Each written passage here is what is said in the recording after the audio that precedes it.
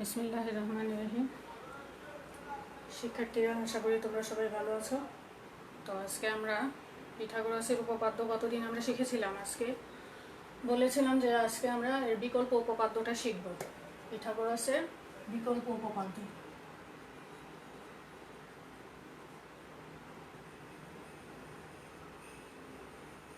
সেটা কি ছিল? সদৃশ ত্রিভুজ দিয়ে যেটা আমরা সেটা শেখার চেষ্টা করব। তোমাদের বলেছিলাম যে বাসায় একটু দেখার জন্য, তাহলে আমাদের জন্য সহজ হয়। সবাই দেখতে পাচ্ছ কিনা একটু বলো। দেখা যাচ্ছে নিশ্চয়ই? ঠিক আছে, আমরা বোর্ড দেখা যায় নিশ্চয়ই? হ্যাঁ, দেখা যাচ্ছে। তো বিকল্প প্রমাণটা আমরা শুরু করে দিই। তো এটা শুরু করার আগে আমাদের জানতে হবে সদৃশ ত্রিভুজ কি। তো আমরা 7-এ সদৃশ ত্রিভুজ সম্পর্কিত কিছু শর্ত পড়েছিলাম এবং এটা কি সে সম্পর্কে জেনেছিলাম। তারপরে যদি মনে না থাকে আমি আবার একটু বলছি যে সদৃশ ত্রিভুজ হচ্ছে দুটি ত্রিভুজ সদৃশ হবে যদি এর অনুরূপ কোণগুলো সমান হয় এবং অনুরূপ বাহুগুলো সমানুপাতিক হয়। সমান না, বাহুগুলো সমান নয়, বাহুগুলোর কি হবে? অনুপাত এক, কি বলে, বাহুগুলোর অনুপাত এক হবে, মানে সমানুপাত হবে। এখন কথা হচ্ছে যে সমানুপাত কি। আমরা জানি সমানুপাত সম্পর্কেও তোমাদের ধারণা আছে, তারপরেও যদি কেউ ভুলে যাও তাহলে একটু দেখো। যদি কয়েকটা রাশি হয়, আমি ধরলাম এক্স, ওয়াই, এ, বি, সি, ডি, এই চারটা রাশির মধ্যে সম্পর্ক যদি এরকম হয় এ বাই বি সমান সমান সি বাই ডি, তখন এগুলাকে বলবো কি আমরা? সমানুপাত। সমানুপাত তোমরা জানো যে অনুপাত তোমরা জানো যে একটা ভগ্নাংশ রাশি, একই জাতীয় রাশির অনুপাত। তাহলে এটাকে আমরা বলছি কি? সমানুপাত। তাহলে সদৃশ ত্রিভুজ আমরা কি বললাম? যে দুইটা ত্রিভুজের কোণগুলো পরস্পর, অনুরূপ কোণগুলো পরস্পর সমান হবে, কিন্তু অনুরূপ বাহুগুলো কি হবে? পরস্পর সমানুপাতি হবে। তাহলে সেটা হবে হলো আমার সদৃশ ত্রিভুজ। এখন সদৃশ ত্রিভুজের শর্তগুলো তোমাদের 7-এ যেটা ছিল একটু মনে করে দেখো। আমরা মনে হয় 7-এ 4টা শর্ত পড়েছিলাম। একটা শর্ত ছিল হলো যে ত্রিভুজের 3টি বাহু, একটি ত্রিভুজের 3টি বাহু অপর ত্রিভুজের 3টি বাহু সমানুপাতি হয়, তবে ত্রিভুজ দুটিকে আমরা বলবো সমানুপাত। এই সদৃশ ত্রিভুজ দুটাকে আমরা বলবো সদৃশ। মনে করে এরকম একটা ত্রিভুজ আছে, একটা সমকোণী দেখালাম, একটু বিষম বাহু ত্রিভুজ দেখাই। দেখো এরকম একটা ত্রিভুজ আছে, আর একটা ত্রিভুজ নিলাম, এই দেখা যাচ্ছে কিনা মেয়েরা একটু বলো। এরকম ত্রিভুজ। এখন দেখো এই ত্রিভুজের আমরা ধরে নিলাম, এটা দিলাম এ, বি, সি, আর এটা নিলাম ডি, ই, এফ। এখন আমরা বলে নিলাম কোণ এ সমান সমান কোণ ডি, তারপরে বললাম কোণ বি সমান সমান কোণ ই, আরটা লিখলাম কোণ সি সমান সমান কোণ এফ। তাহলে তিনটা কোণই হচ্ছে সমান, আর তার বাহুগুলো কি হবে? সমানুপাতিক। তাহলে সমানুপাতি যদি হয় তাহলে আমরা কি লিখব? এ কোণের বিপরীত, আমরা অনুরূপ বাহু কিভাবে চিনব? এই কোণ সমান সমান আমি দিলাম এই কোণ, তাহলে এ কোণের বিপরীত বাহু হচ্ছে বিসি আর ডি কোণের বিপরীত বাহু হচ্ছে ইএফ।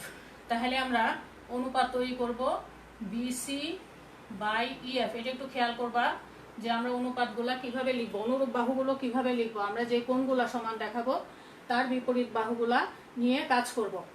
তাহলে আমি দেখলাম যে এ সমান সমান ডি, তাহলে এ এর বিপরীত বাহু হচ্ছে বিসি, ডি এর বিপরীত বাহু হচ্ছে ইএফ। তাহলে বিসি এবং ইএফ মিলে একটা অনুপাত তৈরি করব। আবার দেখো এখানে কি আছে? কোণ বি সমান সমান কোণ ই, তাহলে বি এর বিপরীত বাহু হচ্ছে এসি, লিখলাম এসি, আর বি সমান সমান হচ্ছে ই, ই এর বিপরীত বাহু হচ্ছে কি? D, DF. তাহলে এসি বাই ডিএফ সমান সমান আরেকটা লিখবো কি? কোণ সি সমান সমান, এই যে কোণ সি, তার বিপরীত বাহু হচ্ছে কোনটা? এবি। এ বি সি সমান সমান ধরেছিলাম হলো এফ, তাহলে এফ এর বিপরীত বাহু কোনটা? ডিই, তাহলে এ বি বাই ডিই। সম্পর্কটা এরকম হবে, যদি একটা ত্রিভুজের 3 কোণ যথাক্রমে অপর ত্রিভুজের 3টি কোণের সমান হয় এবং বাহুগুলোর যদি অনুরূপ বাহুগুলোর অনুপাত যদি সমানুপাতিক হয়, তখন আমরা এটাকে বলবো কি? ত্রিভুজ এ বি সি ও ত্রিভুজ ডিইএফ হচ্ছে কি? সদৃশ।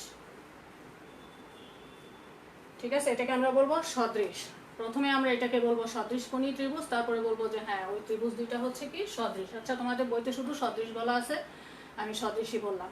এই হচ্ছে আমার মূল কাজটা, এই জিনিসটাই আমার লাগবে। আর এটা প্রমাণ করতে গেলে আমাকে এই বিষয়টা জানা লাগবে। এখন তোমরা 4টা শর্ত পড়েছিলা, 4টা শর্তের মধ্যে ছিল একটা শর্ত ছিল হলো 7-এ পড়ছিলা, সেটা হচ্ছে যদি একটি ত্রিভুজের 3 বাহু অপর ত্রিভুজের 3 বাহুর সমানুপাতি হয় তবে ত্রিভুজ দুটি সদৃশ হবে, এরকম একটা পড়ছিলা। আরেকটা হয়তো পড়ছিলা এরকম, যদি দুইটা ত্রিভুজের মধ্যে একটির 2 বাহু যথাক্রমে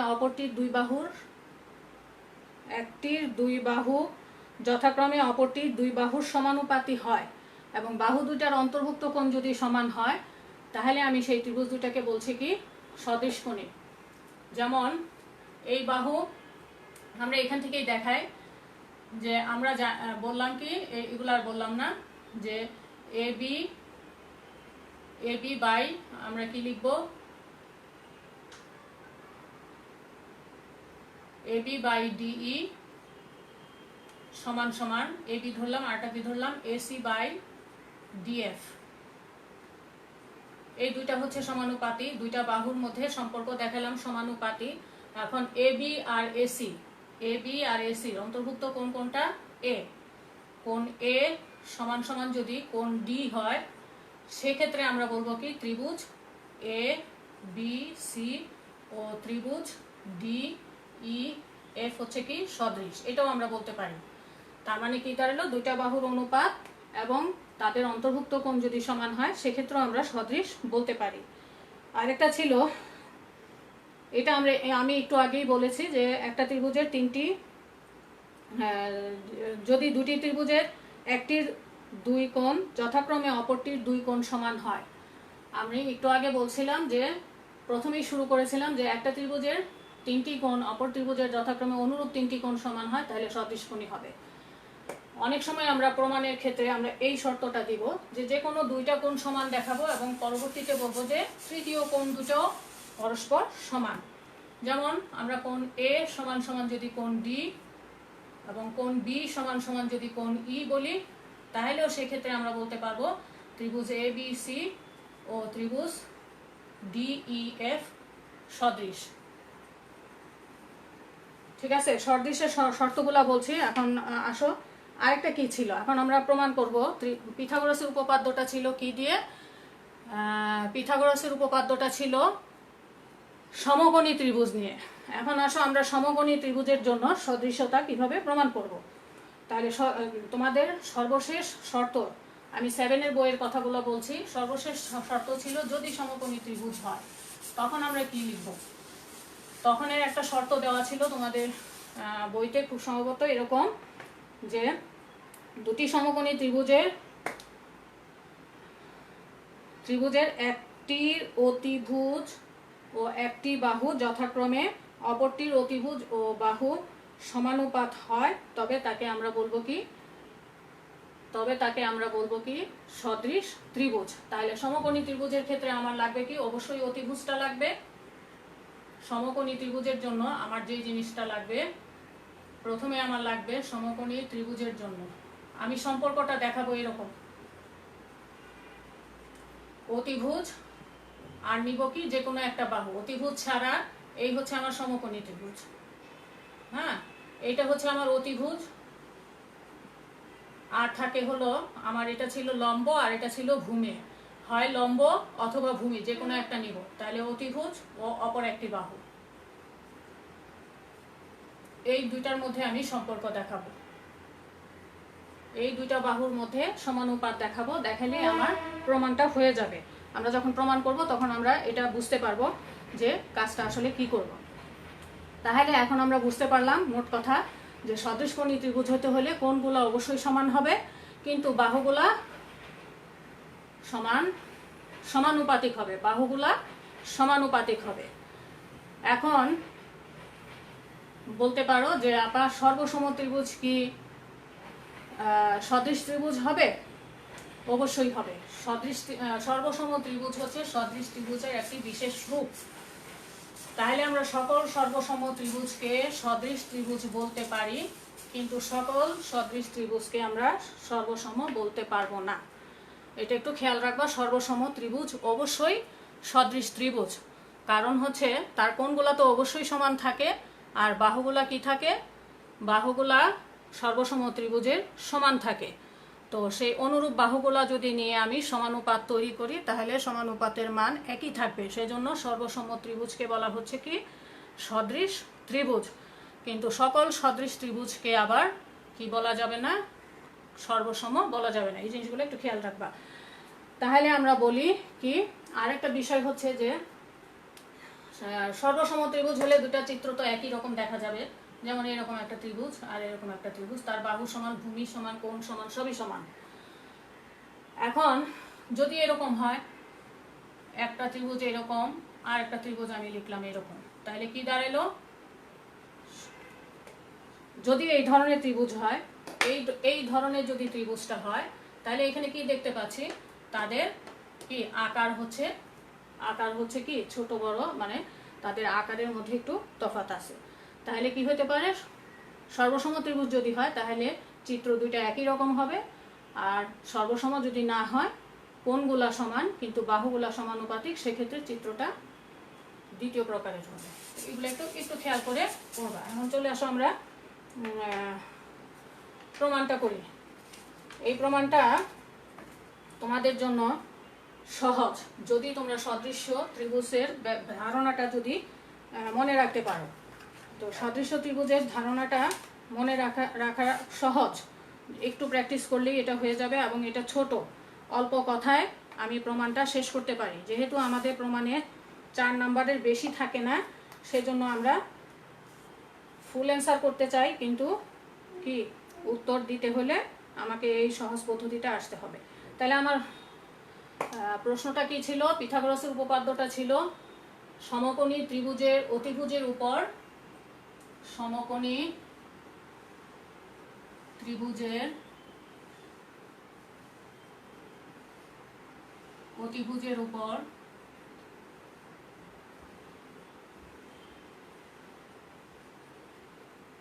অঙ্কিত বর্গক্ষেত্র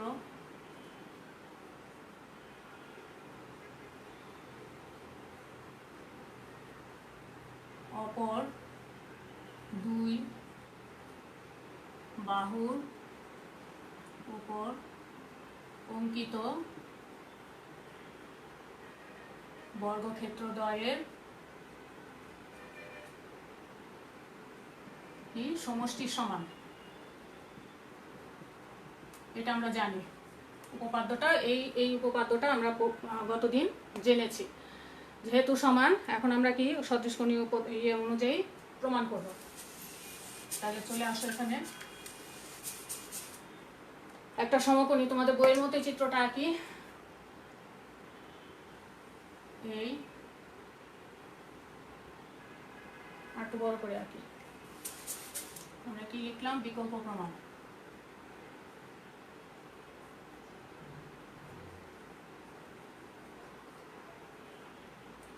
তাহলে আমরা চিত্রটা আঁকি।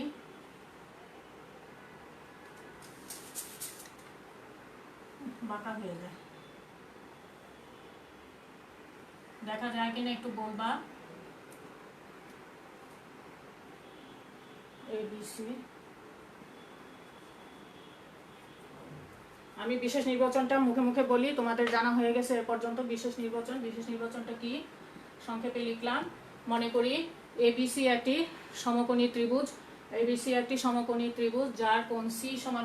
এই সমকোণ বোঝানোর জন্য এখানে আমি একটা ঘরের মতো আঁকবো। যদিও সমকোণ দেখা যায় না, এটা আমি আর একটু ঠিক করে রাখি। এই তাহলে কোণ সি সমান হচ্ছে কি, কোণ সি সমান হচ্ছে 90 ডিগ্রি, এবং অতিভুজ এটা যদি 90 ডিগ্রি হয় তার বিপরীত বাহুটা হচ্ছে কি আমার অতিভুজ। তাহলে অতিভুজ এ বি সমান সমান ধরে নিলাম কি, এ বি সমান সমান ধরে নেই অতিভুজ, অতিভুজ এ বি সমান সমান ধরে নিলাম কি সি। তারপরে বিসি সমান সমান ধরে নিলাম আমি কি এ, আর এসি সমান সমান ধরে নিলাম হলো কি বি। এগুলো ধরে তুমি ধরেও করতে পারো আর না ধরেও করতে পারো, আমি তোমাদের বইয়ের মতো করেই হুবহু করছি। এই আমার প্রমাণ করতে হবে কি, প্রমাণ করতে হবে অতিভুজ স্কয়ার। আমরা গতদিন পড়ছি যে বাহুর উপর স্কয়ার মানে হচ্ছে বাহুর উপর বর্গক্ষেত্র মানে হচ্ছে বাহু গুণ বাহু মানে বাহুর উপর বর্গ। তাহলে এ সি স্কয়ার অতিভুজ আমার কি এ বি স্কয়ার। তাহলে আমি লিখবো কি এ বি স্কয়ার সমান সমান কি লিখবো এসি স্কয়ার প্লাস কি লিখবো বিসি স্কয়ার। এটা আমার প্রমাণ করতে হবে। কিন্তু এ বি সমান আমি কি ধরছিলাম সি স্কয়ার সমান সমান এসি মানে ধরছিলাম হলো এসি কি ধরা হয়েছে B, B square plus BC সমান ধরা হয়েছিল এ স্কয়ার। ঠিক আছে, তাহলে এখানে লিখে ফেলি এ বি সমান ধরা হয়েছে সি, বিসি সমান হচ্ছে হলো এ, আর এসি সমান সমান হচ্ছে হলো আমার বি। তাহলে আমাকে এটা প্রমাণ করতে হবে। ঠিক আছে, এখন আসো আমরা একটা অঙ্কন করব। অঙ্কনের জন্য কি করব, অতিভুজের উপর একটা লম্ব আঁকবো। কোত্থেকে লম্ব আঁকবো, অতিভুজের বিপরীত শীর্ষবিন্দু যেটা সি সেখান থেকে আমরা একটা কি করব লম্ব আঁকবো। তাহলে আঁকি, সি থেকে এ বি এর উপর একটি লম্ব আঁকি, সেটার নাম দিলাম কি সি এইচ। সি থেকে অতিভুজ এ বি এর উপর একটি লম্ব আঁকি, এই লম্বটা হচ্ছে কি সি এইচ। তাহলে কি লিখলাম সি এইচ লম্ব অঙ্কন, অঙ্কন হচ্ছে সি এইচ লম্ব কি আঁকলাম এ বি, আঁকা হলো তো। এখন আমরা কি করব, যেহেতু ওই বাহুগুলোর আমরা একটা নাম দিয়েছি, এখন আমরা এই বাহুগুলো নাম দিব। নাম দিব কেন, কারণ এ বি বাহুটা এইচ বিন্দুতে দুই ভাগে ভাগ হয়েছে, একটা হচ্ছে এ এইচ আর একটা হচ্ছে কি বি এইচ। তাহলে এ এইচ এর নাম আমরা ধরি, যেখানে এ এইচ সমান সমান একটা ধরবো, আর একটা কি লিখলাম বি এইচ সমান সমান, এইটা সমান ধরলাম আমরা ডি, আর এটা সমান ধরলাম কি ই। তাহলে এরটুক আমি লিখলাম কি ডি, আর এরটুক হলো আমার ই। আশা করি তোমরা বুঝতে পেরেছো এতটুকু। এখন চলে আসো আমরা প্রমাণে চলে আসি। তাহলে প্রমাণটা আসো, প্রমাণ আমরা এখানে এই সম্পূর্ণ ত্রিভুজ কি বলে লম্ব আকার ফলে ত্রিভুজটা দুইটা ভাগে ভাগ হয়েছে। লম্ব আকার ফলে ত্রিভুজটা দুইটা ভাগে ভাগ হয়েছে, একটা হচ্ছে এ সি এইচ আর একটা হচ্ছে বি সি এইচ, দুইটা ভাগে ভাগ হয়েছে। তাহলে এই সম্পূর্ণ ত্রিভুজটা একবার এ সি এইচ এর সঙ্গে সদৃশ দেখাবো, আবার সম্পূর্ণ ত্রিভুজটাকে আবার বি সি এইচ এর সঙ্গে সদৃশ দেখাবো। তাহলে দেখো ত্রিভুজ বি সি এইচ ও ত্রিভুজ এ সি এইচ এ কি বললাম আমরা অনুপাত দেখাবো, তাই তো সদৃশকোণী যেহেতু আমরা অনুপাত দেখাবো, কারণ বাহুর উপর বর্গ চাইছে সেজন্য আমরা কোণ চাইনি, আমাদের বাহু চাইছে সেজন্য আমরা কোণ ধরে বাহুতে যাব। আরেকটা কথা মনে রাখবা, সদৃশকোণী তিনটা কোণ যদি সমান হয় অনুরূপ বাহুগুলো সমানুপাতি হয়, আবার অনুরূপ বাহুগুলো যদি সমানুপাতি হয় তাহলে সদৃশকোণী হলে তার কোণ অনুরূপ কোণগুলোও কি হবে সমান হবে। তাহলে আমরা কোণ ধরে বাহুর অনুপাত বের করব। তাহলে এখানে আমরা দেখতে পাচ্ছি, এটা বোঝার সুবিধার জন্য আমি ত্রিভুজটাকে এইভাবে লিখি, চিত্রটাকে আমি এইভাবে দিচ্ছি, তোমরা একটু বোঝার চেষ্টা করো। এটার নাম হচ্ছে কি এ সি এ বি, আর এটার সঙ্গে আমরা আরেকটা লিখি, এটা মুছে ফেলি, এটার সঙ্গে আরেকটা আমি লিখি এ, এটার নাম কি এইচ বি সি। এই দুইটা ত্রিভুজ নিচ্ছি, না, এ বি সি হবে তো, এ বি সি। তাহলে এ বি সি আর এটা সদৃশ কোণই দেখাবো। এখন অঙ্কন অনুসারে এই কোণ সমান সমান হচ্ছে এই কোণ, তাই তো? তাহলে আমরা কি লিখতে পারি? কোণ এ সি বি সমান সমান হচ্ছে কোণ বি এইচ সি। এখন দেখো, খেয়াল করো, এই কোণটা সমান সমান হচ্ছে এই কোণটা, ঠিক আছে? তারপরে দেখো, এই এ বি সি ত্রিভুজে বি কোণ আছে, আবার বি সি এইচ ত্রিভুজেও বি কোণ আছে। এই যে বি কোণ সমান সমান বি কোণ। তাহলে এটা কি? উভয় হচ্ছে কত কত ডিগ্রি? 90 ডিগ্রি করে। উভয় সমকোণ। সাইড নোটগুলো অবশ্যই লিখতে হবে। আরটা কি লিখতে পারি? কোণ সি বি এইচ সমান সমান আমি লিখতে পারি কি?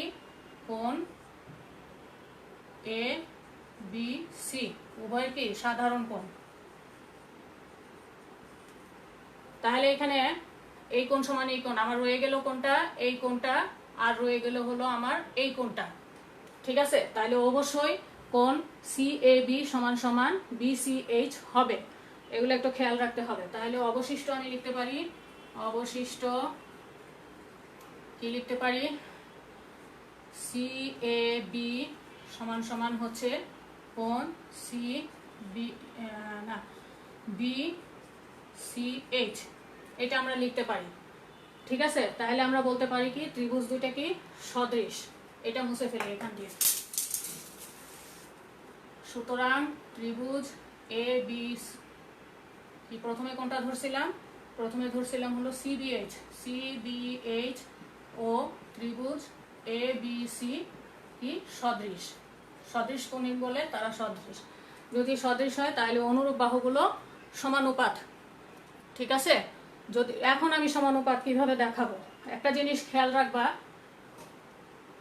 এটা প্রমাণ করার সময় যে আমার সাধারণ কোণ কোনটা ছিল? বি। এই সাধারণ কোণের বিপরীত বাহুটা ছাড়া বাকি দুইটা কোণের জন্য আমরা সদৃশ অনুপাত সমান দেখাবো। তাহলে সাধারণ কোণ ছিল আমার বি, এইটা আর এইটা, মানে উভয় ত্রিভুজের বি কোণটা ছিল কি আমার সাধারণ ত্রিভুজ। তাহলে আমার থেকে যায় কোনটা? সি। তাহলে সি এর বিপরীত বাহু হচ্ছে এ বি। সি সমান সমান কে ছিল? দেখো, এ সি বি সমান বি এইচ, উল্টা লিখে ফেলছি না, এটা এইভাবে লিখি, বি এইচ সি, আর এটা লিখি A C B. A C B, যেই ত্রিভুজটা আগে লিখবো তারটা আগে লেখা ভালো, তাহলে হিসাব করতে সুবিধা হয়। তাহলে বি এইচ সি, দেখো বি এইচ সি, তার বিপরীত বাহু কোনটা? বিসি। তাহলে আমরা কি লিখতে পারি? বিসি। বিএইচসি সমান ছিল এসিবি। এসিবি তার বিপরীত বাহু হচ্ছে কি? এবি। খেয়াল করো, বিএইচসি বিএইচসি এটা ছিল সমকোণ। সমকোণের বিপরীত বাহু হচ্ছে বিসি। আর এসিবি এটাও ছিল সমকোণ, তার বিপরীত বাহু হচ্ছে কি? এবি। তাহলে বিসি বাই কি লিখবো? এবি সমান সমান কি বোঝা গেছে? এই দুইটা কোণ সমান, অতএব তাদের বিপরীত বাহুগুলা অনুরূপ বাহু ধরবো। এই দুইটা কোণের বিপরীত বাহু ধরবো অনুরূপ কোণ, এবং তাদের সঙ্গেই আমি সম্পর্কটা তৈরি করব। এখন আসো, এইটা ছিল সাধারণ, এটার কথা আমি বিবেচনায় আনবো না, আমি আসবো এই কোণটার জন্য। দেখো, সি এ বি কোথায় ছিল? সি এ বি কোথায়? সি এ বি তার বিপরীত বাহু হচ্ছে কি? এ বি, ঠিক আছে? সি এ বি, এটা এইভাবে লিখি, B C H, B C H, আর এটা লিখি C A B. C A B, C A B মানে হচ্ছে এই কোণটা, আর তার সঙ্গে ছিল বিসিএইচ। বিসিএইচ মানে হচ্ছে এই কোণটা, এই যে এতটুকু কোণ আমি কালো করলাম যেটা, সেটা। তাহলে এর বিপরীত বাহু হচ্ছে হলো বিসি। এর বিপরীত বাহু ছিল আমার BC. R C A B এর বিপরীত বাহু ছিল আমার বিসি, আর বিসিএইচ এর বিপরীত বাহু, বিসিএইচ এর বিপরীত বাহু ছিল কি আমার বিএইচ। তাহলে বিএইচ বাই হবে বিসি। খেয়াল করো, বিসিএইচ এর বিপরীত বাহু ছিল আমার বিএইচ, আর এটার বিপরীত বাহু ছিল হলো আমার বিসি। তাহলে বিএইচ এর সঙ্গে বিসি করব। এখন খেয়াল রাখতে হবে, যদি আমি এই ত্রিভুজটা প্রথমে লিখি আর এই ত্রিভুজটা যদি দ্বিতীয়বার লিখি, তাহলে অনুপাতের উপরে লবের মধ্যে যে রাশিটা হবে সেটা হবে প্রথম ত্রিভুজের, এবং হরে যেটা হবে সেটা দ্বিতীয় ত্রিভুজে। অনুরূপভাবে এই পাশে যেটা লিখবো সেটাও, এখানে যদি আমি প্রথম ত্রিভুজেরটা, এখানে লবে যে ত্রিভুজেরটা লিখবো, এখানেও লবে সেই ত্রিভুজের বাহুটাই লিখবো। উল্টাপাল্টা লিখলে কিন্তু সমস্যা হয়ে যাবে। তাহলে দেখো বিসি সমান কি ধরা হয়েছিল, বিসি খেয়াল করো, বিসি সমান আমরা ধরেছিলাম এ, আর এবি, এবি সমান আমরা ধরেছিলাম সি, আর এখানে বিএইচ সমান আমরা কি ধরছি ই, আর বিসি সমান কি ধরা হয়েছিল এ।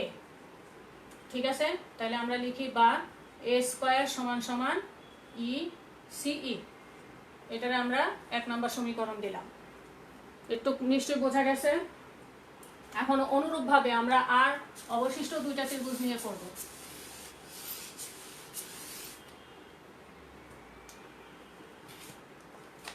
তাহলে আমার আরেকটা ত্রিভুজ কি নিব, ত্রিভুজ এ সি এইচ ও ত্রিভুজ কি নিব এ বি সি, মানে সম্পূর্ণ ত্রিভুজটাতে এই দুইটা ত্রিভুজ দিয়ে আমরা প্রমাণ করব।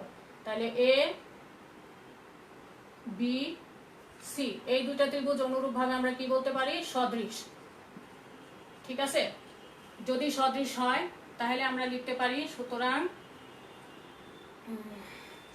আমরা লিখতে পারি বি বাই সি সমান সমান ডি বাই বি। এটা কেন লিখতে পারি, আমরা সেই আগের মতো করে সমাধান করব। এই এ সি এইচ মানে এটা হচ্ছে তার সমকোণ, আর ত্রিভুজ মানে হচ্ছে কোণ এ এইচ সি সমান সমান হচ্ছে ত্রিভুজ এ সি বি, এটা হচ্ছে কি 90 ডিগ্রি। আর কি লিখতে পারি, কোণ A C C A H সমান সমান আমরা লিখতে পারি কি কোণ এ সি বি, এটা হচ্ছে কি সাধারণ। আরটা লিখতে পারি কোণ কি বাকি আছে আমার, A C H, C H সমান সমান আমি লিখতে পারি কোণ এ বি সি।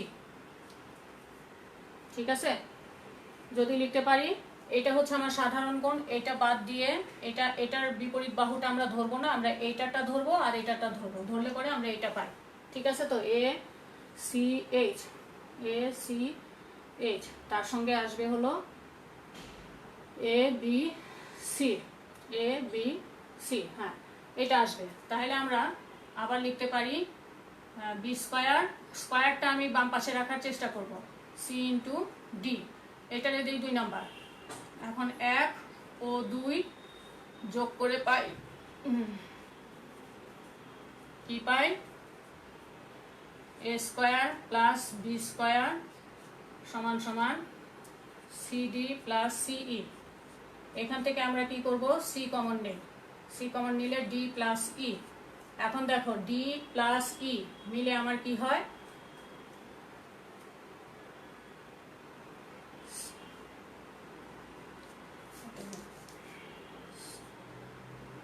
সি কমন নিলাম, ডি প্লাস ই, এটা নিলে আমার হয় হলো সি ইন্টু সি। তাহলে আমি লিখতে পারি সুতরাং এ স্কয়ার প্লাস বি স্কয়ার সমান সমান সি স্কয়ার। ঠিক আছে, আশা করি তোমরা বুঝতে পেরেছো। যদি না বুঝো আবার আমাকে একটু বলবা,